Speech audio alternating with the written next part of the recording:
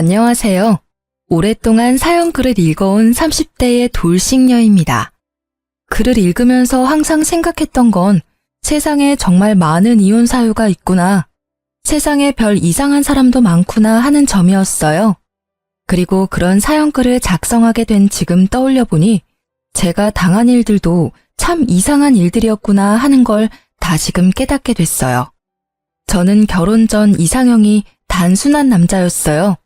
왜 그런 사람 있잖아요. 엄청 복잡한 일도 간단하게 해결해버린다거나 꼬아진 일들을 딱딱 한 번에 정리할 수 있는 사람들. 제가 그런 사람이 되고 싶었던 게 더 컸던 것 같아요. 저는 잔정이 많고 언제나 일을 깊게 생각하는 편이었거든요. 무슨 일 하나 터지면 그 뒤에 있을 일들을 생각하느라 당장 앞에 선택을 하지 못하는 사람처럼요. 그래서 그런가? 소개팅으로 만났던 남편은 저의 이상형 그 자체였어요. 요령이 좋다고 해야 하나? 어떤 일이든 쉽게 해결해버리는 남편의 모습이 저한테는 무척 산뜻해 보여서 좋았었죠. 그런데 그 단순함이 도리어 결혼 후에 저를 찌르는 칼이 될 줄은 그때는 정말 상상도 못한 일이었어요. 결혼은 순탄히 진행됐고 시부는 며느리인 저에게 무척 잘 대해주셨어요. 딱 보기에도 점잖고 후덕하신 분이셔서 저도 마음이 놓였죠. 언제나 좋은 말씀을 해주시고 용돈도 몰래 주시곤 하셨어요. 그런데 시모는 전형적인 한국의 시어머니셨어요. 나쁘게 말하면 옛날 생각으로 가득한 시모였던 거죠. 제가 하는 일에는 뭐든 꼬투리를 잡고 아들이 최고인 그런 전형적인 분이셨죠. 그렇게 결혼 후 생활도 무척 평온했어요. 둘이서 하는 신혼생활은 재미있고 즐거웠거든요. 그런데 제가 임신을 하고 애가 태어나니 모든 것이 바뀌었어요. 육아는 생각보다 어렵고 힘들었는데 남편이 도움을 줄 생각을 않더라고요. 그러려니 했어요. 혼자서 버니 그럴 수 있다고 저를 달랬던 것 같은데 그 허용치가 넘어버리는 일들이 벌어지니 저도 참을 수 없었던 거겠죠. 제가 처음으로 남편에게 실망했던 건 바로 아들의 첫 번째 입원 때였어요. 저는 당시 육아휴직 중이었고 남편은 회사원으로 열심히 9시 출근, 6시 퇴근을 지키던 직장인이었어요. 애 열이 39도까지 올라가서 너무 놀란 제가 소아과 진료를 받더니 소변 검사에서 안 좋은 결과가 나왔더라고요.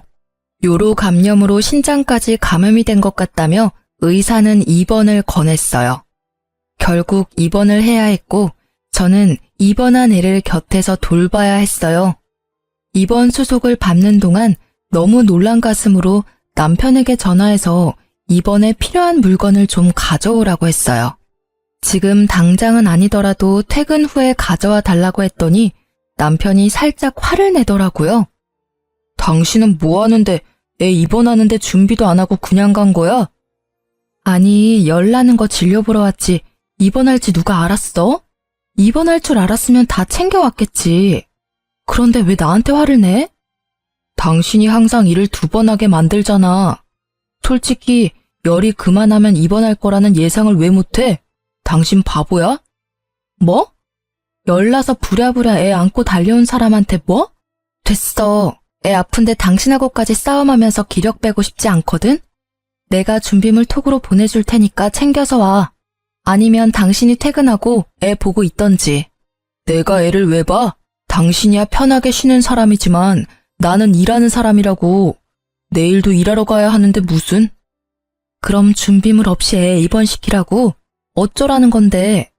준비물 가져오기도 싫고 여기 와서 애 보기도 싫고 그럼 애는 어떻게 간호하라는 건데? 그러니까 왜 일을 2번 하냐고. 그만. 벌써 준비 안 하고 왔잖아. 그럼 왜 그렇게 안 했는지 따질 게 아니라 어떻게 할 건지를 이야기해야 할 거 아니야. 이미 난 없이 왔다고. 도돌이표처럼 왜 일을 2번 하냐는 남편의 말에 저는 터지고야 말았죠. 준비를 안 한 게 100번 양보해서 제 탓이라고 해도 이미 안 가져온 이 상황에 왜 자꾸 그걸 들먹이는지. 지금 당장 간병에 필요한 물건도 없는 저한테 할 말이 아니잖아요. 결국 남편은 오만 소리로 투덜거리더니 준비물을 병원으로 가져왔더라고요. 그런데 이걸로 끝날 줄 알았던 저의 답답함은 놀랍게도 이제 막 시작된 거였어요. 이번은 열이 내리고 상황을 봐야 해서 일주일 정도를 생각하라고 했었는데 주말쯤 되니 제 몸이 더 힘들더라고요. 애 낳고 조리가 잘못됐는지 허리가 아팠었는데 이번에도 허리 통증과 다리 땡김으로 미치겠더라고요. 결국 병원을 가려고 남편에게 좀 도와달라고 했죠. 남편이 쉬는 주말에 말이에요. 나 허리 디스크가 또 안 좋은가 봐. 병원 바닥에서 쪽잠 자느라 안 좋아진 것 같은데 당신이 주말에 잠깐 애 좀 봐줘. 나 병원만 금방 갔다 올게. 간병이라고 해봐야 어차피 일은 간호사가 다 하잖아. 당신은 옆에서 그냥 지켜보고만 있는 거면서 힘들긴 뭐가 힘들어? 애도 이제 다 나을 때 되지 않았어? 어차피 애는 아프면서 크는 거고 크게 아픈 것도 아니니까 그냥 퇴원해. 퇴원하고 애 보면 되지. 미쳤어? 의사가 퇴원하라고 하기 전까지는 퇴원 못해. 애가 아직 열이 안정적으로 가라앉은 것도 아닌데. 당신은 애 아빠가 돼서 어떻게 그런 말을 해? 이 작은 애가 고생하는 게 눈에 안 보이니까 그냥 그저 그런 것 같지? 예. 너 네 남편한테 어떻게 그런 말을 해? 미쳤어? 얘 좀 봐. 너 하는 거 보니 얼마나 호들갑을 떨며 애를 키웠는지 알겠네. 그러지 않아도 애 병원에 너무 자주 간다 싶었어. 열 어느 정도 내렸으면 집에 와서 남편 밥이나 해줘야지. 거기서 뭐가 잘났다고 애 인질로 잡아서 그딴 말이나 하고 있어? 그리고 너 애 하나 가지고 그렇게 전전긍긍할 거면 아들이나 하나 둘 더 낳을 생각을 해. 수화기 너머로 들려온 건 시모의 목소리였어요. 이 남편이라고 부르는 것도 짜증나는 놈이 시모가 있는 걸 뻔히 알면서 폰을 스피커로 틀어놨더라고요. 두 사람을 당해낼 재간이 없었던 저는 결국 고스란히 허리 통증을 가지고 일주일 입원 간병을 하고 퇴원했어요. 그 뒤로 그 허리 때문에 고생을 많이 했어요. 허리가 좀 나으려는데 이번에는 시모가 입원을 했다며 연락이 왔어요. 계단에서 내려가다가 마지막 계단에서 삐끗했는데 발목이 골절이 됐다고요. 그런데 남편이 정말 웃기게도 저한테 간병을 시키려고 하더라고요. 엄마 다치셨대. 당신이 가서 간병 좀 해. 애는 어쩌고? 나는 간병 못해. 당신 잊었나 본데 우리 엄마도 아파서 애 못 봐줘. 애 맡길 것도 없는데 무슨 간병? 애는 그럼 당신이 볼래? 제 말에 남편이 답변을 못 찾더라고요. 아님 간병 있어. 하루에 얼마더라? 한 200 줘야 할걸? 금액을 듣고 놀란 남편은 자기가 간병을 하겠다고 하더라고요. 저는 웃으며 보내줬어요. 간병 잘하라고. 그게 얼마나 힘든 일인지 잘 느껴보라고요. 역시 며칠 안 지나니 남편이 와서 말하더라고요. 나 간병이랑은 안 맞나 봐. 엄마도 내가 남자라서 목욕이나 머리 감기도 못 시켜서 힘드시고 내가 애 볼 테니까 당신이 엄마 간병 좀 해줘. 미안한데 꼭 간병이 필요해? 어머님 다 큰 성인이시고 발목만 다쳤지 손목은 멀쩡하시잖아. 당신 그걸 말이라고 하는 거야? 무슨 며느리가 간호하겠다고 나서지는 못할 망정 간병이 꼭 필요하냐고? 제대로 걷지도 못하고 말도 못하는 애 간병도 필요 없다고 한 거 당신이야. 퇴원할 때도 안 됐는데 퇴원하러 간 것도 당신이고. 잊었어? 당신이 한 말인데? 제 말에 남편은 꿀먹은 벙어리처럼 어버버거리더라고요. 그게 어찌나 웃기던지. 결국 남편은 아무 말 못하고 시모 간병을 가더라고요. 그런데 시모가 제 군기를 잡으려 했는지 퇴원 후에 우리 집에서 몸조리를 해야겠다고 하더라고요. 저는 오시라고 했어요. 그리고 시모가 온 날 시모와 남편 앞에서 선언하듯 말했죠. 저는 애를 봐야 해서 아마 어머님 모시는 일은 이 사람이 다 할 거예요. 애가 아직 어리니까요. 넌 뭐가 그렇게 당당하니? 시어머니 모시는 일도 못하면서 무슨 며느리야 네가? 기도 안 차네? 어떻게 이렇게 남편 부려먹는 년이 집안에 들어올 수 있어? 그런데 어머님, 애를 남편이 봐줘야 제가 일을 하죠. 육아에 도움이 안 될 거면 집안일이라도 해야 하지 않을까요? 저는 아침부터 저녁까지 애 보느라 힘들어서 어머님 모시는 일은 못해요. 아니, 애새끼가 시어머니보다 더 중요하다는 게냐? 네, 저는 말 못하고 제 손으로는 밥도 못 먹는 애새끼가 더 중요해요. 어머님은 발을 다치신 거지 손을 다치신 게 아니잖아요. 정 불편하시면 제가 그냥 친정으로 가 있을게요. 저랑 아기 때문에 편하게 못 쉴 테니까요. 야, 너 이리 안 와? 어딜 도망치려고? 야, 당장 여기 와. 이 천하에 몹쓸 것 같으니라고 어디 어른한테 그따위 말대꾸야? 어? 저는 소리치는 시모를 뒤로하고 친정으로 갔어요. 친정에 있으니 어찌나 좋던죠. 엄마가 해주는 밥 먹으니 너무 좋더라고요. 그런데 닷새가 되자 남편이 전화를 엄청 하더라고요. 언제 올 건데? 이제 그만 돌아와. 집 엉망진창이야. 엄마 있으니 정리도 안 되고 집 반찬도 없고. 나는 일도 많은데 집에 오면 엄마 때문에 편히 쉬지도 못한다고. 그게 내 탓이야? 그러게 왜 태어나고 우리 집으로 오신 거야? 내가 모신 건 아닌데. 당신이 모셨어? 어쨌든 난 어머님이 돌아가시면 친정 갈 거니까 그렇게 알고 있어. 그럼. 여보, 잠깐만. 잠깐. 그렇게 전화를 끊고 다음날 남편이 제가 원하던 소식을 가져왔더라고요. 시모가 집에 갔다고요. 그렇게 저도 집으로 돌아갔어요. 집에 가니 엉망진창이더라고요. 시모는 시모 나름대로 정리하려고 한 것 같은데 정리는 하나도 안 되어 있고 도리어 더 뒤죽박죽이었어요. 그 일이 있고 남편은 제게 미안하다고 사과했고 육아에 도움을 조금씩 주기 시작했어요. 그렇지만 마지못해 하는 느낌은 여전했어요. 그래도 좋아질 거라고 생각했어요. 그리고 시모와는 그대로 척을 지게 됐어요. 그런 시모가 제게 연락할 때는 항상 그 이야기였어요. 둘째 빨리 가져라. 너 나이도 젊지 않은데 이대로 애 없으면 영영 둘째 못 가져. 이렇게 난리를 피우는데 마음이 솔직히 내키지는 않았어요. 그래도 애는 귀엽다는 생각에 남편과 둘째를 만들려고 노력하는데도 애가 생기지 않더라고요. 그런데 제 노력과는 반대로 남편이 점점 늦게 들어오기 시작하더라고요. 일찍 와야 일을 치르던지 하는데 매번 늦게 오거나 오자마자 뻗어 자는 걸 보니 둘째 이야기는 꺼내지도 못하겠더라고요. 게다가 늦게 오면서 점점 애한테 소홀해지는 것까지 눈에 보이니 저도 마음이 많이 상했었거든요. 그러던 중에 친정 엄마에게 연락이 왔어요. 딸, 오늘 김서방 쉬는 날이니? 일 없으면 우리 좀 태워달라고 이야기 좀 해줘. 우리 여기 병원 앞인데 아버지 문에 찧어서 발가락 다치는 바람에 깁스하셨어. 뭐? 문에 어떻게 찧었길래 발가락에 깁스까지 했어? 별거 아닌 줄 알았는데 사진 찍어보니까 골절이라네. 그것도 한 개 아니라 2개가 골절이래. 이 정도는 집에서 붙여도 된대서 깁스하고 집에 가려는데 아무래도 버스 타려니 너무 힘들어서 말이야. 알았어. 병원 안에서 좀만 더 기다려줘. 저는 전화를 끊고 남편에게 바로 이야기했어요. 아버지 발가락 골절이래. 당신이 아버지 집까지 좀 태워줘. 당신도 운전할 줄 알잖아. 차 빌려줄 테니까 당신이 모셔다 드리고 와. 괜찮겠어?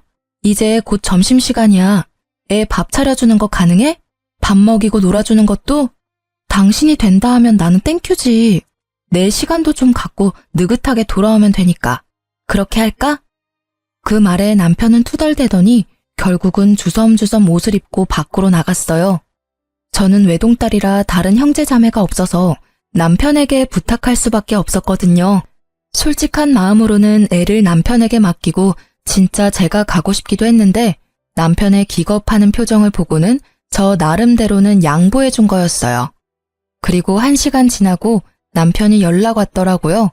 부모님 잘 모셔다 줬다고요. 저는 고마운 마음에 남편에게 기름값이라도 하라며 10만 원을 보내줬죠. 남편이 무척 좋아하길래 저도 마음을 놓았는데 그날 저녁에 엄마에게 건 전화로 그 평화는 깨지고 말았죠. 엄마, 아버지 좀 괜찮으셔? 아버지야 누워 계시지. 지금 주무시고 계셔. 아침부터 병원 왔다 갔다 하느라 정신없어서 그런지 일찍 잠드셨네. 근데 김서방하고 너 무슨 일이 있니? 일? 무슨 일? 별일 없는데. 왜? 그럼 김서방이 도대체 왜 그랬을까? 너랑 관계가 괜찮으면 김서방이 네 아버지랑 뭐 안 좋은 일 있었나? 아니, 무슨 일 때문에 그러는 건데. 왜? 김서방이 무슨 말이라도 했어? 말이 너무 없었지. 그리고 그것 때문에 그러는 것도 아니고, 너는 분명히 우리 집까지 바래다 주라고 했다며? 근데 시외버스 정류장 앞에 딱 내려주고 가버리더라고. 뭐? 시외버스 정류장에? 그래. 우리 거기서 시외버스 타고 내려서 다시 시내버스 타고 집까지 가느라 난리도 아니었어. 택시는 안 보이지. 네 아버지 왼쪽 무릎도 성치 않아서 양발 다 못 쓰지. 정말 깁스한 장인을 봤으면 집까지 모셔다 드리는 게 정상 아니니? 도대체 김서방은 지 장인을 뭐라고 생각하는 거야? 엄마의 이야기에 저는 당황했어요. 분명히 집까지 모셔다 드리라고 했는데 확인까지 하고 돈까지 받아갔으면서 시외버스 정류장에 내려줬다니 엄마와 아빠에게 너무 미안한 마음이 들더라고요. 네 아버지가 말하지 말랬는데 너무 괘씸해서 견딜 수가 있어야지. 나는 아픈 데도 없었는데 네 아빠 부축하고 가느라 아주 허리가 지금 부러질 것처럼 아파서 몸져 누워있어. 저는 열이 받아서 엄마와의 전화를 끊고 남편을 기다렸어요. 친정 부모님을 모셔다 주고 잠시 나갔다 온다던 남편은 자정이 다 되어서야 들어오더라고요. 나한테 할 이야기 없어? 무슨 이야기? 나 피곤해. 할 말 있으면 내일 해. 내일? 내가 내일 할 것 같았으면 지금 이 시간까지 당신을 기다렸겠어? 당신 오늘 우리 부모님 시외버스 터미널까지 모셔다 드리고 왔다며? 그거 정말이야? 맞아. 시외버스 터미널까지 모셔드렸어. 야, 그리고 너도 적당히 해. 고작 발가락 다친 거 가지고 집까지 난리야? 발목이 부러진 거면 또 몰라. 발가락 그거 뭐가 그렇게 힘들다고 사람을 왔다 갔다 시키는 건데 어차피 시외버스 터미널까지만 가시면 집까지 잘 찾아가시잖아. 너 정신이 제대로 박혀있긴 해? 아버지 원래 무릎도 안 좋다고. 고작 발가락이었으면 내가 너한테 부탁이나 했겠어? 처갓집에 신경을 얼마나 안 썼으면 내가 매번 이야기하는데도 장인어른 무릎 아픈 걸 모를 수가 있어? 듣다 보니 열받네. 내가 그걸 알아야 되는 이유는 뭔데? 내 가족이야? 내 가족도 아닌데 왜 내가 뭘 희생해야 하는 건데? 야, 네 새끼 할아버지다. 그걸 말이라고 해? 우리 부모님은 가족도 아니야? 뚫린 입이라고 말 함부로 하지? 그리고 희생? 웃기지도 않아요. 꼴랑 친정집까지 차로 1시간 걸리는 거리 가는 게 너한테는 희생이냐? 그럼 내가 시댁 가는 것도 희생이냐? 거긴 내 가족도 아닌데 왜 내가 매번 가서 일해주는 건데? 네 말대로라면 아예 시댁하고 연 끊고 살까? 어? 그리고 꼴랑 시외버스 갔다 왔으면서 지금까지 늦은 이유는 뭔데? 꼴은 보아하니 바람은 아니겠고 도대체 요새 뭐라고 돌아다니길래 늦게 싸돌아다녀? 오늘은 원래 약속이 있던 날이었어. 그리고 다른 때는 야근도 있고 회식도 있고 이래저래 바쁜 거 잘 알잖아. 그래, 무슨 약속인지는 모르겠지만 장인어른 무시하고 갈 만큼 중요한 약속이었나 보네? 근데 그거 알지? 우리 부모님한테 그딴 식으로 대하는 건 나를 그 정도로밖에 보지 않는 거랑 똑같은 거라는 거. 그리고 너도 그렇게 취급당하겠다는 의미겠지? 왜 또 이 이야기가 그렇게 흐르는데? 아니, 단순하게 생각해봐. 어렵게 비꼬아서 생각할 게 뭐가 있어? 두 분이 어린애도 아니고 알아서 잘하실 것 같아서 거기 모셔다 드린 것뿐인데. 마치 억울하다는 듯 이야기하는 남편과는 더 이상 대화가 되지 않았어요. 저는 남편과 대화를 끊고 아버지 바래다 주던 날 도대체 뭘 했는지 확인해 보기로 했어요. 블랙박스에서는 별다른 게 나오지 않았지만 카드 내역에서는 중요한 게 나왔죠. 바로 그날 그 시간 이후 쓴 카드 내역이요. 결제 내역이 있긴 하더라고요. 믿고 싶지는 않았지만 PC방이었어요. 아픈 장인어른 놔두고 간 곳이 PC방이라는 것도 열받는 일인데 그게 한두 번이 아니었더라고요. 야근 회식한다던 날에는 거의 무조건 PC방 결제 내역이 뜨더라고요. 이 정도 되면 육아를 안 하려고 의도적으로 피한 거라고 볼 수밖에 없잖아요. 저도 그래서 머리끝까지 화가 났고 책임감 없는 남편의 행태에 지쳐서 결국 이혼을 마음먹게 됐어요. 하지만 쉽게 이혼해주고 싶지는 않았어요. 그래서 제 이 더러운 기분을 그대로 돌려주려고 저 나름대로 계획을 짰어요. 이혼 이야기 꺼내기 전 저는 남편과 관련된 집안일은 모조리 안 해주기로 했어요. 빨래도 아이와 제 것만 빨고 남편 것은 빨래 바구니에 남겨두었어요. 그리고 음식도 아기 음식과 제 것만 챙기고 설거지도 제 것만 해버렸죠. 처음에는 별거 아닌 것처럼 생각한 듯 하더니 결국 일주일 정도가 지나서 입을 속옷이 하나도 없게 되고 나서야 제게 묻더라고요. 당신 요새 나한테 불만 있어? 왜 내 빨래만 쏙 빼놓고 세탁기 돌려? 당신은 집에 와서 하는 게 뭐야? 잠만 자고 나가면서 당신 빨래는 당신이 좀 알아서 해. 나는 일도 해야 하고 애도 챙겨야 해서 바빠.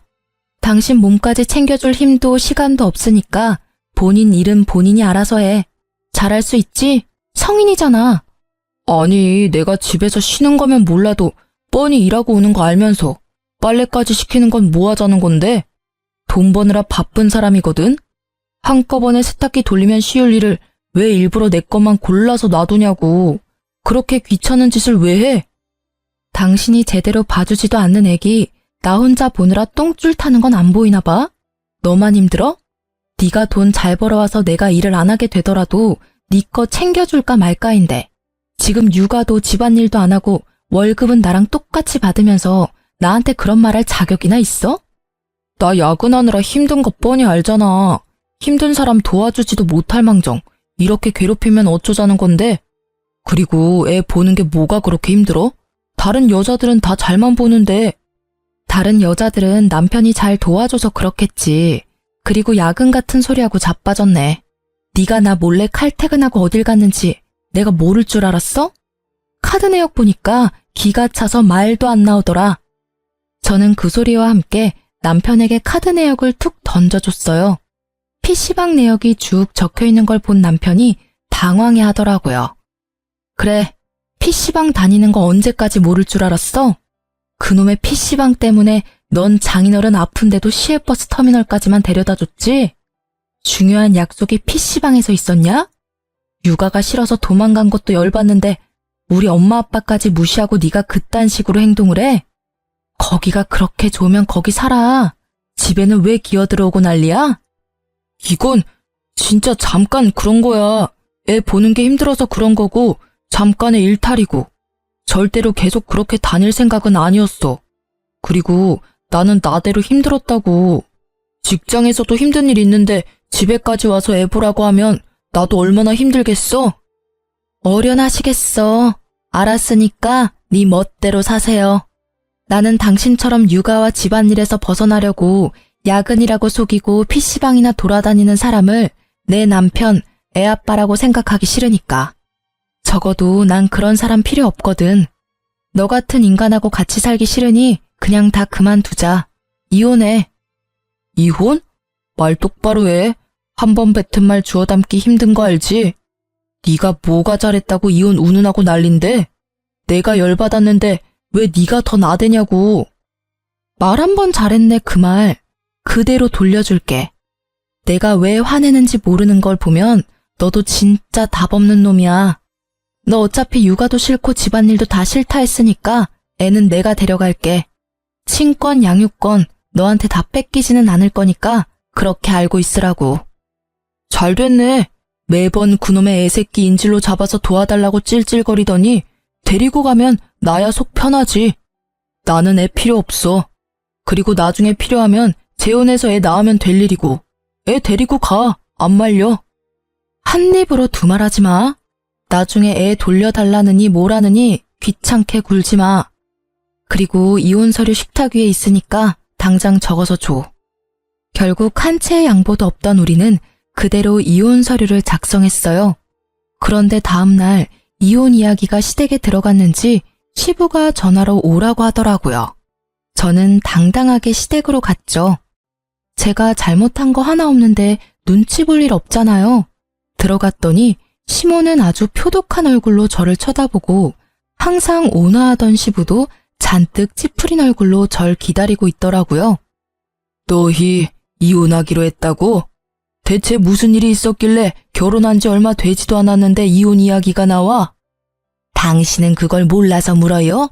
딱 봐도 남편 잡아먹을 것처럼 생겼잖아요. 무슨 애가 융통성은 하나도 없고 지 남편을 아래 것으로 보는 행동하며 일하느라 힘든 아들한테 육아까지 맡기려고 한 대단한 며느리예요. 어떻게 애 하나 키우는 것도 힘들어서 난리치면서 뭐가 잘났다고 이혼 이야기까지 지가 먼저 말하는 건지 나는 도무지 이해가 안 돼. 시부의 말을 끊어먹고 자기 할 말만 하는 시모를 사뿐히 무시하며 저는 시부에게 말했죠. 아버님, 저도 참을 만큼 참았고 이런 이야기 말씀 안 드리려고 했는데 다들 이 상황을 오해하고 있으니 정확한 것만 말씀드릴게요.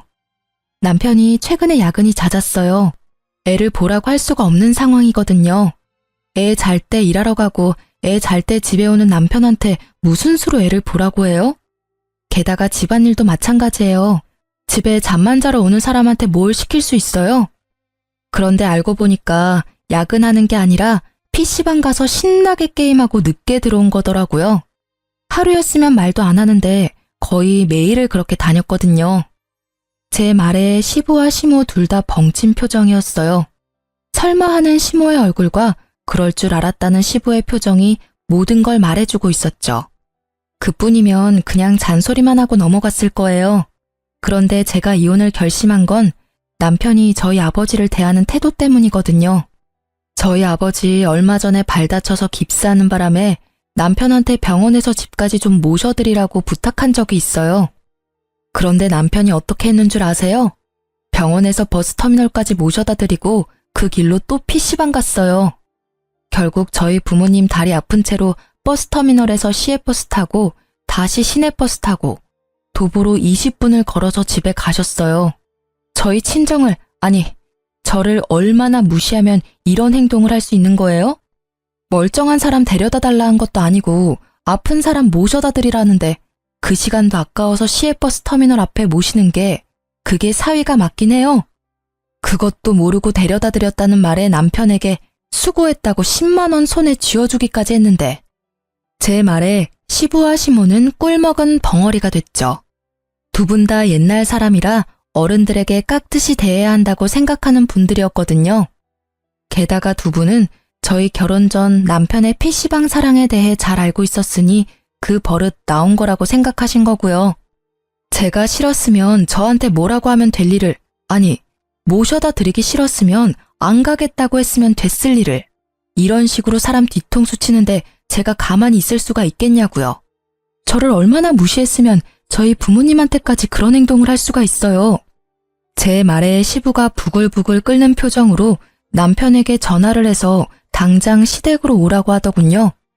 남편이 집에 도착했는데 시부의 표정을 보고는 아차 싶었는지 설설 기더라고요.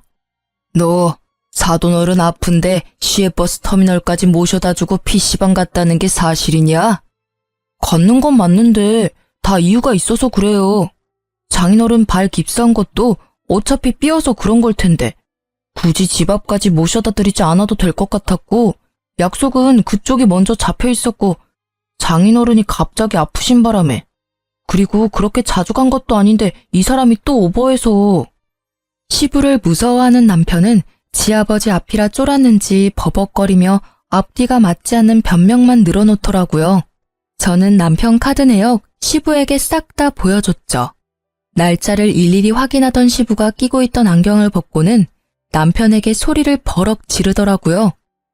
너 이놈의 새끼, 아직도 그 버릇을 못 고쳤어? 애도 있는 놈이 늦게까지 PC방이나 쳐다니고 게임질이나 하고 게다가 장인어른을 뭐 어떻게 했다고? 그게 뭐가 잘못된 건데요. 잘못한 건 와이프라고요. 일도 힘들어 죽겠는데 애나 보라고 하고 쉬면서 애 보는 건 지가 할 일이지 왜 나한테 그런 거 시키냐고요. 에라 이 못난 놈아. 그래서 다 네 와이프 탓이야? 넌 퇴근이라도 있지. 네 와이프는 퇴근이 어디 있어? 애 보느라 고생하는 며느리한테 그딴 소리 해가며 PC방으로 내뺐다 이거지? 거기다가 너는 네 장인어른이 나한테 어떤 분인 줄 알고 지금 그딴 결례를 범해? 아니, 왜 나한테만 그러는 건데요? 일도 힘든데 일 시키려고 한 건 이 사람이라고요. 그리고 장인어른이 장인어른이지 누구긴 누구예요? 아우, 이놈의 자식. 이게 자식이 아니라 왼수지. 아예 너 결혼할 때 장인어른이 내 선배인 거 미리 말했어야 했어. 그래야 네가 이딴 미친 짓을 안 했겠지. 내가 그분께 얼마나 신세를 졌는데 네가 그걸 사돈어른 볼 낯이 없어. 어? 그렇다면 그런 거라고 이야기를 해줬어야지. 이야기도 안 해주고 나한테 뭐라 하는 건데요? 그리고 아빠가 신세졌지 제가 신세졌어요? 이게 정신을 못 차렸네. 야, 그런 걸 몰라도 네가 사위라면 장인 장모한테는 깍듯이 대해야 하는 게 정상 아니냐? 너는 도대체가 나이를 어디로 처먹는 거냐? 부끄러워서 고개를 들고 다닐 수나 있겠어? 이러고도 네가 애 있는 아빠야? 너 결혼할 때 며느리 잘 대해주겠다고 내가 선배한테 말씀드린 거 생각하면 진짜 얼굴에서 불이 날 정도로 부끄럽고 민망하다 자식아. 시부의 말에 남편은 물론이고 시모까지 깜짝 놀랐어요. 시부가 사회 초년생일 때 금전적으로도 정신적으로도 도움을 많이 주었던 사람이 저희 아버지였다고 하더라고요. 그래서 항상 은인으로 생각하셨다는데 그 은혜를 자식놈이 원수로 갚았으니 시부의 분노가 어마어마한 건 당연할 수밖에 없었죠. 결국 저와 남편의 이혼은 굉장히 스무스하게 진행됐어요. 시부는 미안한 마음이 가득이었지만 아들의 행동이 절대로 바뀌지 않을 거라는 걸 잘 알고 있는 듯 재결합은 이야기도 하지 않더라고요. 대신 생각지도 않았던 위자료를 합의금으로 주며 완만히 합의 이혼을 하도록 하셨어요. 아이에 대해서는 남편이 아이를 잘 볼 것 같지 않으니 제가 데려가겠다고 했더니 시부도 고심을 하더니 결국 친권과 양육권까지 제가 가져갈 수 있도록 해주셨어요. 남편의 행동을 보아하니 애를 잘 키울 수도 없을 것 같아 보이니 그런 결정을 하신 것 같아요. 결국 저는 남편과 이혼하고 합의금을 받아 새로운 출발을 하게 됐죠. 그렇게 6년쯤 지나서 전 남편과 전 시모가 저희 집에 찾아왔더라고요. 그 사람들이 우리 집에 들리겠다고 했을 때 저는 밖에서 보자고 했지만 밖에서 할 말이 아니라며 극구 집에서 보기를 희망해서 저는 친정집으로 그 둘을 불렀어요. 오랜만에 보는 두 사람의 표정은 참으로 결연했어요. 전 남편은 넋이 나간 얼굴이었고 전 시모는 여전히 날카롭고 뾰족한 인상 그대로였죠. 무슨 말을 하려고 온 건지는 몰라도 자세가 아주 적극적이더라고요. 무슨 일로 보자고 하셨어요? 우리 손주 다시 돌려받으려고 왔어. 친권하고 양육권 다 우리 쪽으로 넘겨줄래? 그 말에 저는 물론이고 아버지와 어머니까지 어이없는 표정을 지었어요. 지금껏 잘 크고 있는 애를 왜 갑자기 달라고 하는 건지 이해가 되지 않더라고요.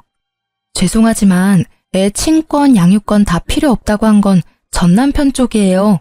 그리고 PC방이나 다니고 육아가 싫어서 도망치던 전 남편이 제대로 된 아빠가 될 거라는 생각도 안 들고요. 그런 아빠한테 한창 손이 가는 애를 맡기는 엄마가 세상 천지에 어디 있겠어요? 나 PC방 끊었어.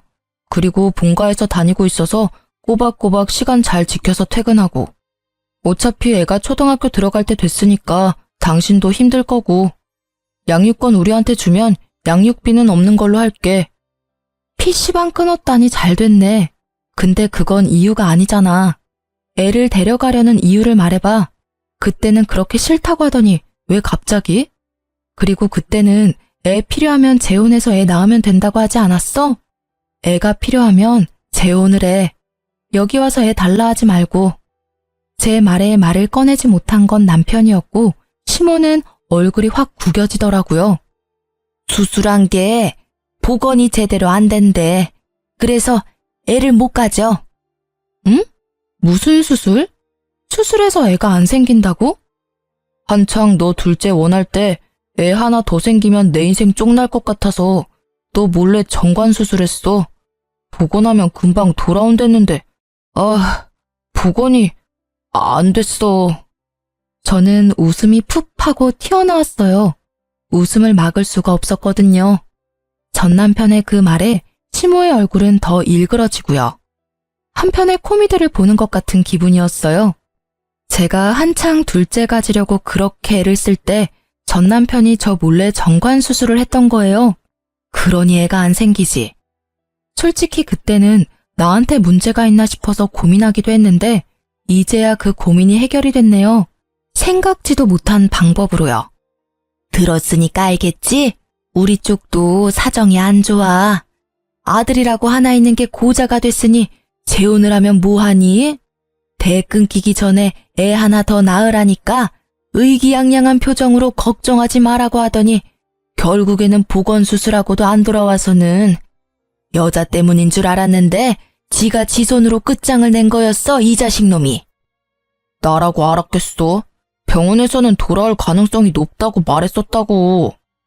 근데 그 수술도 자녀 있고 배우자 허락이 있어야 해줄 수 있는 걸로 아는데 어떻게 하게 된 거야? 그건 여직원한테 부탁해서 와이프라고 하고 데리고 가서 허락받은 척했지. 나는 진짜 억울해. 넌 더 이상 말하지 마. 그러니까 이런 상황이니까 제발 우리 손주 돌려주면 안 되겠니?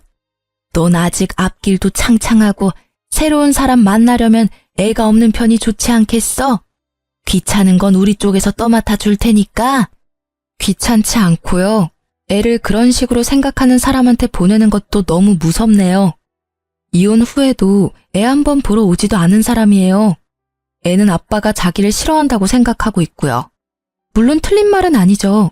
한 달에 한 번 있는 면접 교섭권도 쓰지 않는 남편이 애를 좋아할 리가 없잖아요.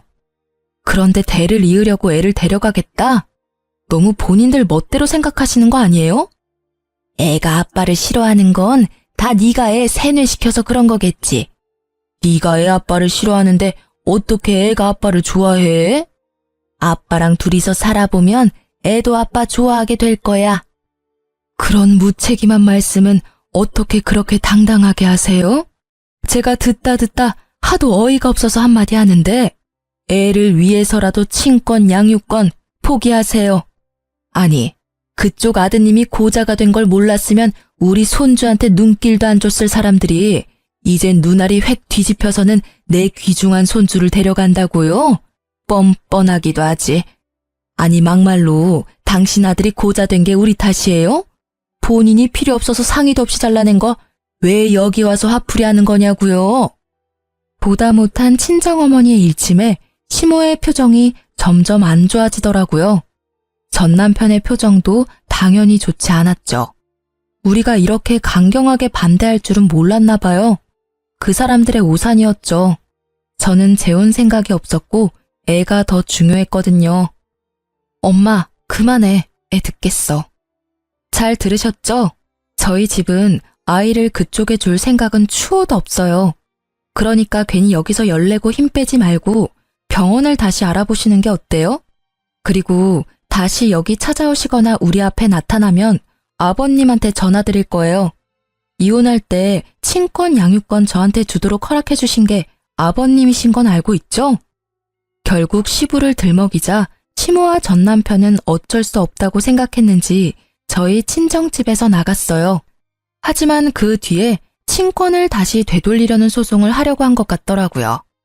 하지만 아들과 떨어져 있는 6년간 한 번도 아이를 만나러 간 적도 없고 양육비도 제대로 입금하지 않았다는 사실 때문에 스스로도 걸렸는지 결국 포기한 듯 하더라고요. 그런데 그 후에 친정엄마가 들은 소식에 의하면 재혼했던 여자하고도 헤어졌다고 하더라고요. 알고 보니 전 남편이 정관수술 복원이 안 된 건지 모르던 시모가 재혼녀를 그렇게 혼냈대요.